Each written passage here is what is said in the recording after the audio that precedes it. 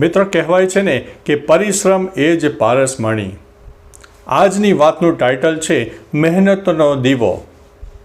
એક નાના ગામમાં રમેશ નામનો યુવાન રહેતો હતો.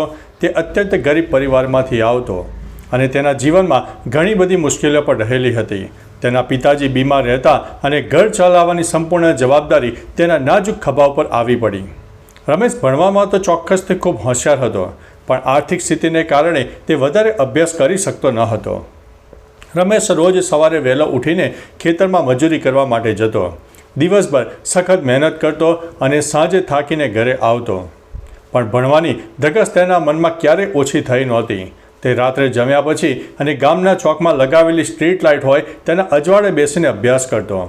ગામના લોકો તેને જોતા અને કહેતા કે રમેશ, તું આટલી બધી મહેનત કરે છે તો પણ તને ક્યાંય સફળતા મળવાની છે?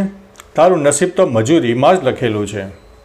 પણ રમેશ કોઈની પણ વાત ઉપર ધ્યાન આપતો નથી અને તે માનતો હતો કે નસીબ મહેનતથી બદલી શકાય છે.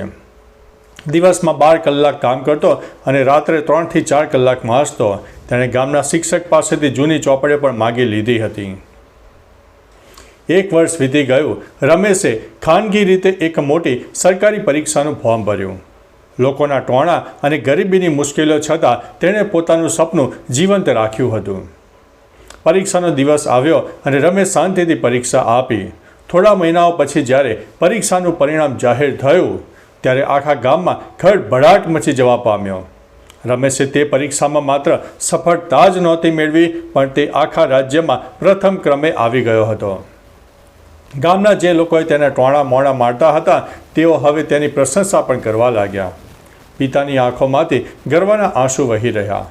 રમેશને એક મોટી સરકારી નોકરી પણ મળી ગઈ અને તેના જીવનની સાથે તેના પરિવારની પરિસ્થિતિ પણ બદલાતી ગઈ.